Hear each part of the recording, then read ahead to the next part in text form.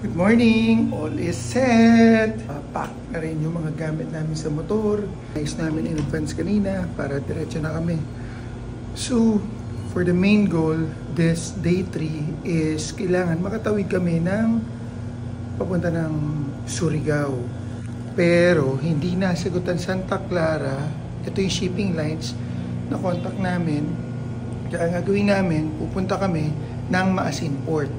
Ang Liloan Port is temporarily closed dahil sa bridge papunta ng Liloan.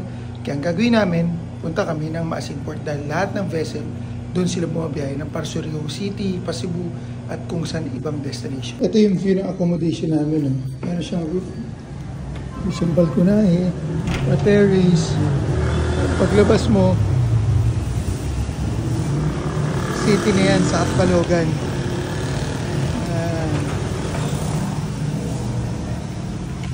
Manggising tayo. Asan ba si Ken Holland? Room 309 yan eh. Ayun na! Morning! Let's go! Let's go! Morning! Agal mo! 3 floors yan, yung accommodation namin. Wala nga ng elevator. What's the goal today? Goal today? Surigao. Yes. Oh! Ito mo. Sigarilyo. Yan ang hotel namin, Our Choice Hotel. Maayos siya, mura. For only 1,200 per night. Double room na. Good for 2 people. Mura, di ba? Tapos nandito sa sentro yan, ang daming bilihan. Yung mga karinderyo. Kaliwat kanan. Good morning again. May drizzle tayo ng konti. Paalis na kami. Mambon. Pero tingin ko dadaan lang yan. So let's hope for the best palagi. Dadaan lang yan. Mga Philippine looper kami. Hindi kami magpapatinag. Wala yan. Ulang lang yan. Parang wala naman. Ano yun?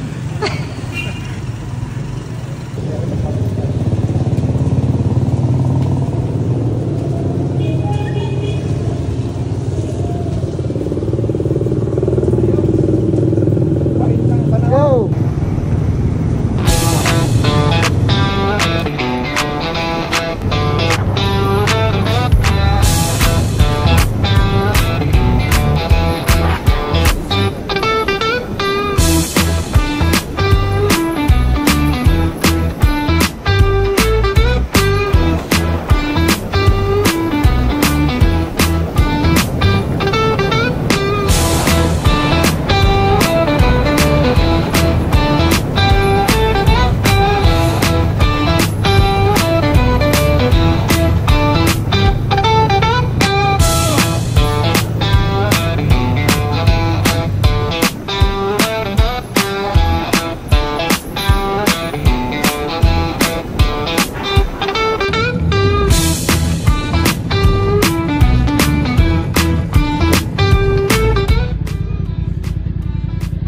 Nakadating na rin kami sa Tacloban pero quick break muna para sa lunch.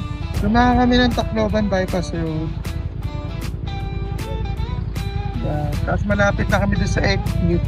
Nakita namin itong Renas Dulang Luho. Masarap nito. Wala rin kami. Wala no, gusto mo to. Kaya no, wala no. Pag wala no, yan ang panalo.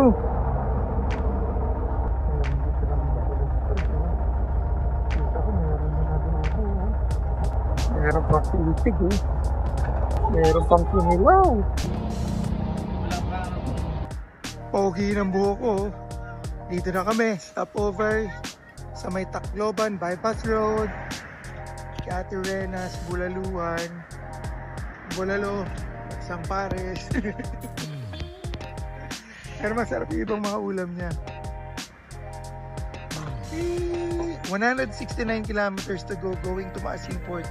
Good luck. Tingnan niyo yung ano namin oh. Weather na dinaanan namin sa likod. Medyo maulan kaya basa-basa kami. So, shoutout sa asawa ko. Bango ng damit ko ngayon oh. Bango ng damit babe.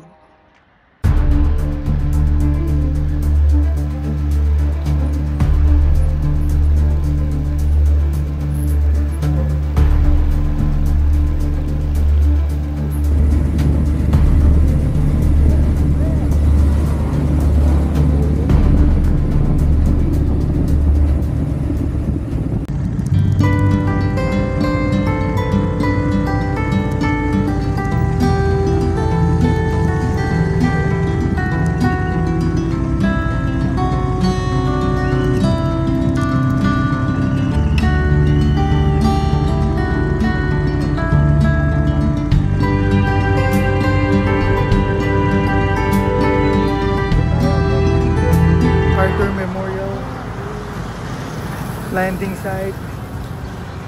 Bisitahin natin siya. Grabe init dito. Dedicated daw to our fallen heroes. Wala, close door for renovation. Tingnan pa rin natin. Baka nandito lang yung mga tao. Yung mga statue. Ito yung mga na-tsunami nung dati. Oh. Ayun sila. Kita ko na. Ayun na sila General MacArthur. Yan na siya sa likod ko. Stig. Ganda rin ang dagat nila oh. Picture taking na isa. Wala pa si Kenolan. Explore tayo. Photo ops konti. Tapos take off na. Ang sakit sa mata ng init. Grabe. Ang sakit. Sobrang liwanag dito.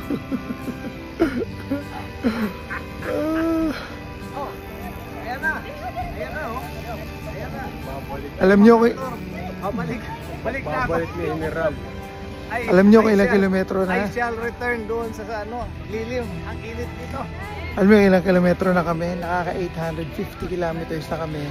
Simula Pasay hanggang dito sa MacArthur landing site. Dito sa May Palo, Leyte.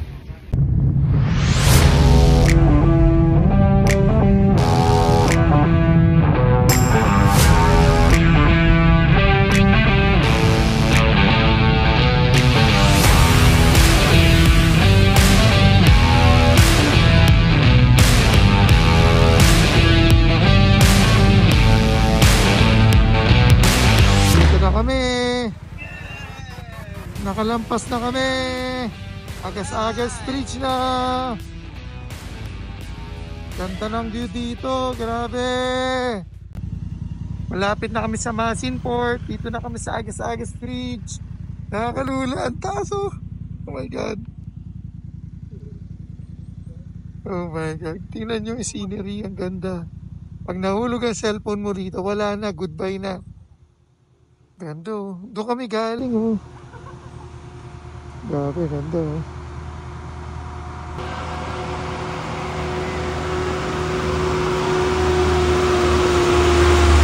Tangilan, hindi ka na madadampot dyan. Kaya, halika. Tingnan mo na.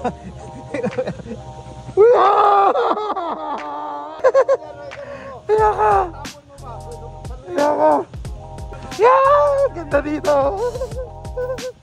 Ganda oh!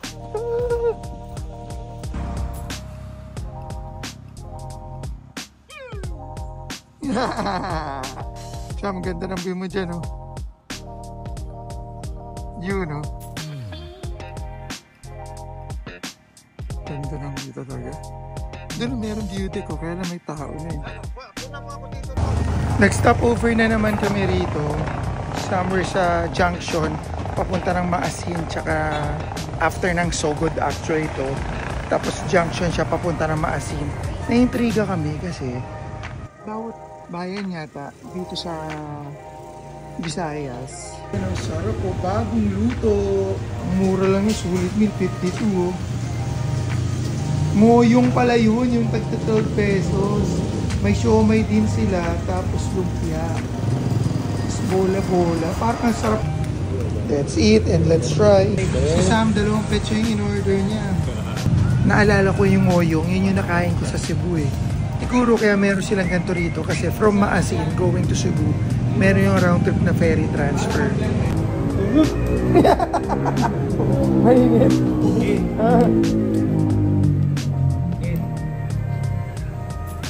Try natin ito. Ito yung sauce ng chicken eh. Oh? Sarap. Paana, kain. Pwede, no? Sarap. Malayam-lam. Very good talaga sa ako sa loob. Saka hindi maalat. Kaya na tayo panggo. Hindi siya maalat. Tikman naman natin kung ngoyong. Ano yan? Ngoyong. Oh.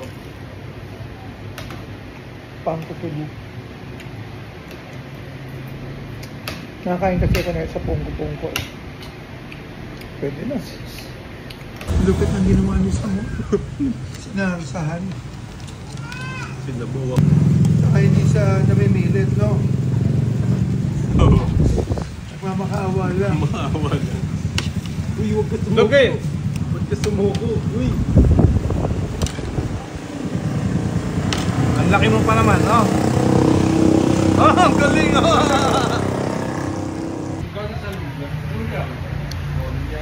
Ang kulit na itong aso eh. Dumatantay sa akin eh.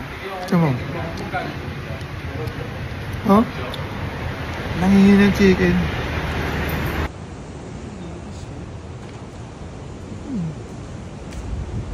Dito yung accommodation namin, oh. Ha? Dito na kami sa Maasin City. Ganda na hanap namin accommodation.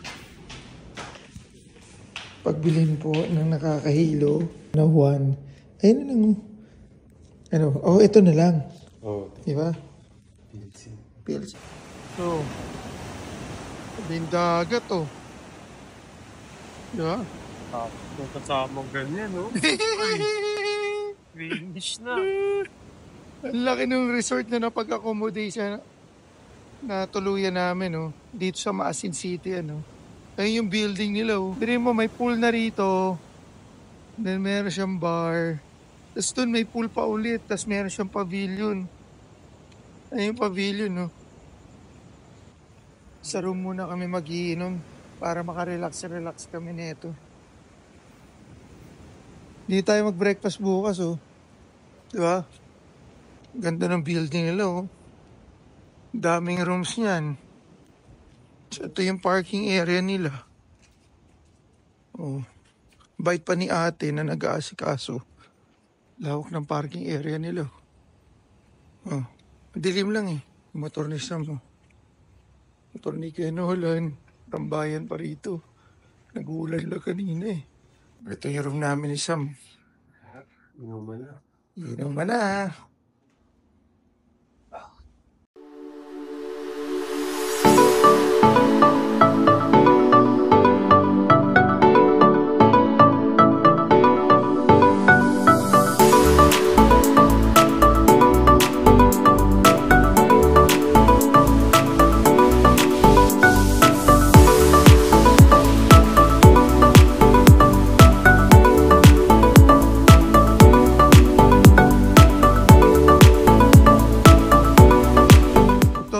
Itsura ng accommodation namin kapag ka umaga. Beachfront siya. Hindi siya white sand. Parang just a normal na sa mga Ternate Cavite. Pero tabing dagat yan. Meron sila malaking swimming pool dito sa harapan. Merong beach bar. Ayun yung pavilion. Tapos ayun yung pangalan nung resort hotel, Jamie's Hotel. Sa tingin ko nung bago to maganda to eh. So ngayon, hindi kami naghahabol, chillax kami dito ni Kuya Nolan. Tsaka ni Sam. Wala kaming hinahabol na oras ngayon. Dami namin chillax moment dito sa Maasin. Wala pa si Sam pumunta ng bayan at kumuha ng ticket para doon sa biyahe namin ang alas 6 ng gabi papunta na sa Surigao City. O na lang kaming kumain siya, Sam, ha? Solve kami ni Sam! Balik kayo dito. Sa Natad. Thank you, Kuya Nolan. Nabusog kami. What's up? What's up? What's up? Sarap! Busog. Hindi ka masaya, Anthony. Ha? Sobrang busog ko nga eh. Dito kami kumain ngayon, no? Tragis. Okay. Canton Seafood. Sobrang dami namin.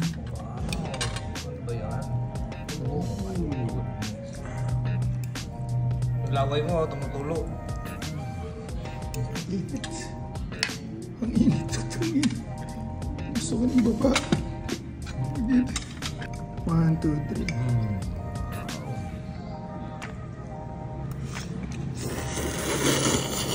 Mmm. Alam nga, meron pa pala oh. Mixed seafood na naman. My golly. Sarap niya no. Sam, anat.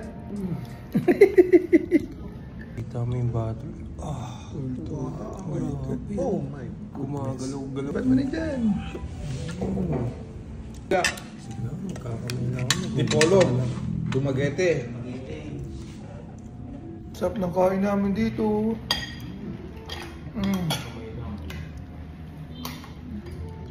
So ready na kami sa ride out. You know. Tulugan. Bakbakan na. 5,000 kilometers. Tapos neto, Surigao na kami. So dito na magsisimula ang kalbaryo namin. Akala namin itong vessel na to pang turista o pang passenger vessel. Nagkamali kami. Isa pala itong cargo vessel. Dito na kami, nakasakay, cargo ship.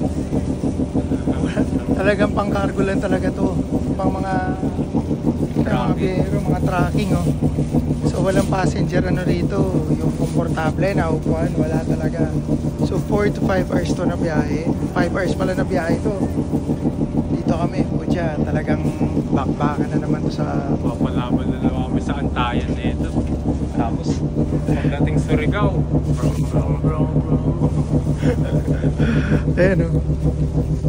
Puno na. So 5:24 na ngayon. Bound for the 6 p.m. boarding. Nakaboard na rin. From Maasin Port going to Surigao City.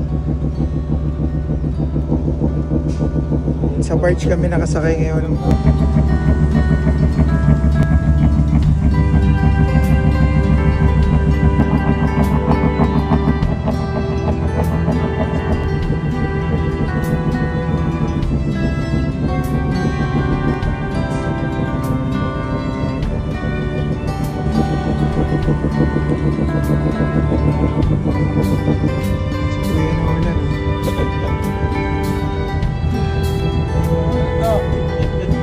Talong ka ha?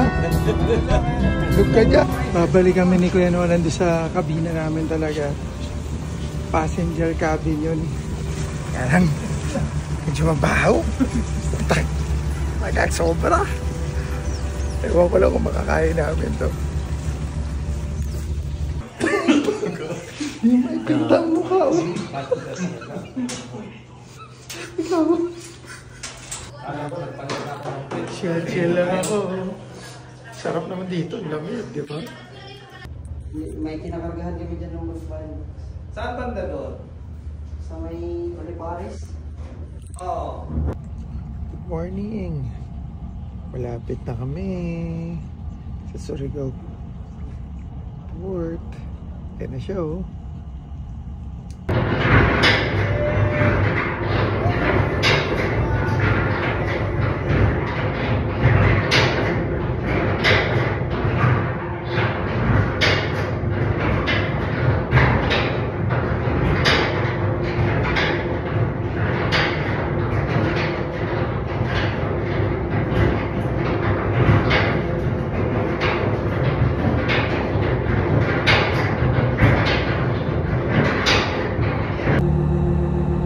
Sa wakas, dito na kami. Padaong na yung barko.